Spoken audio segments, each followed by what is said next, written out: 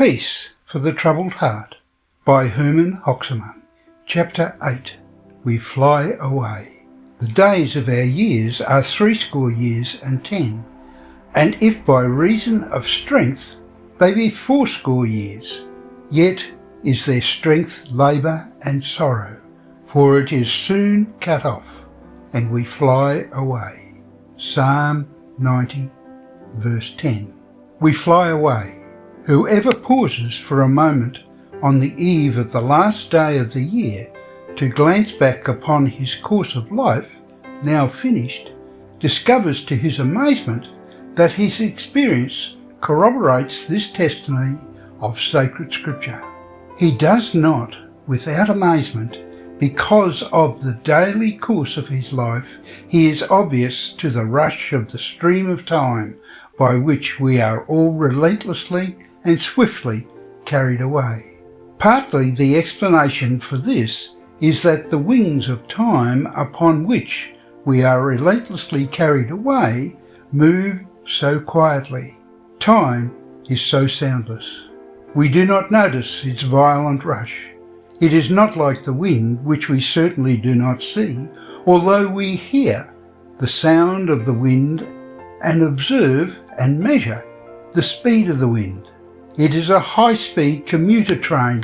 We are conscious of its rate of speed, which is indicated by the rapidity with which the mileposts pass by.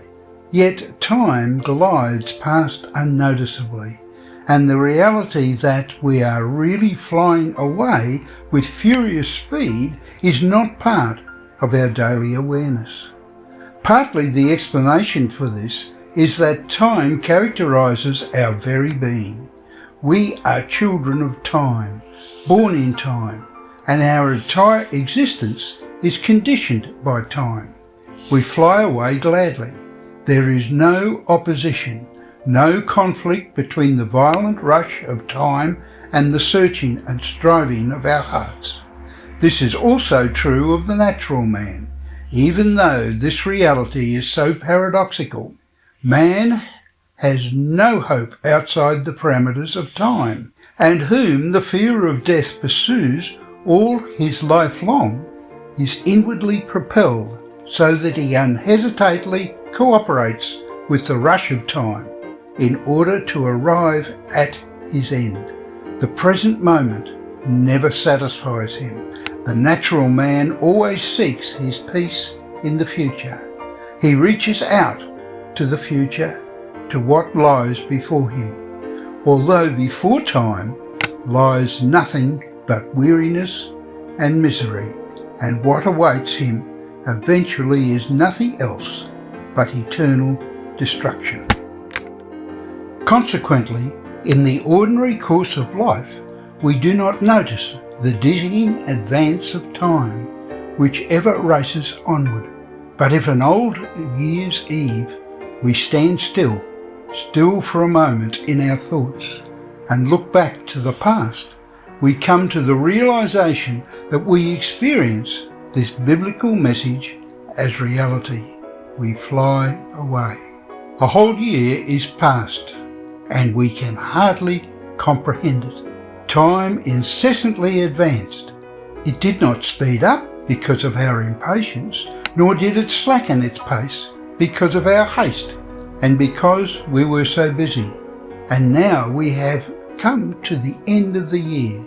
It seems as but yesterday when we wished each other a happy new year. Truly, we fly away. Much has happened, many things and in many forms.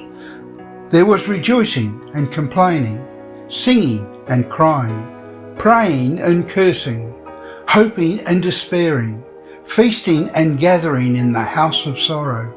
There was rejoicing over infants who were born into this world, and there was pain because our way led to the grave as we walked behind the bier of a loved one.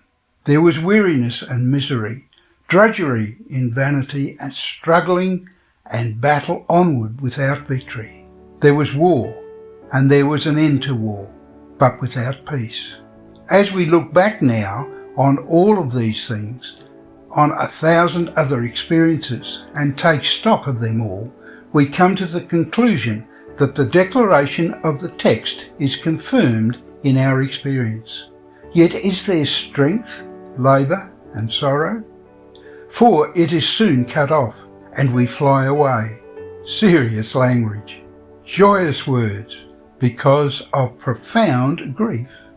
Language that views and evaluates our earthly life, which is so very brief and limited, as well as so very fleeting. An evaluation made from the perspective of the dreadful wilderness in which a whole generation perished, was consumed and died off under the oppressive burden of God's wrath. A generation that could not enter into God's rest because of its unbelief. A generation that indeed lived in that day in the house appointed to Moses, but which in principle and reality was the house of the Son of God. The people heard the voice of God's Son, even as his voice came emphatically to them in many different ways, through the miracles in Egypt, in the thunder of Sinai, through Moses' word in the water that flowed from the rock, and in the bread that rained down from heaven. They did not pay heed to that voice.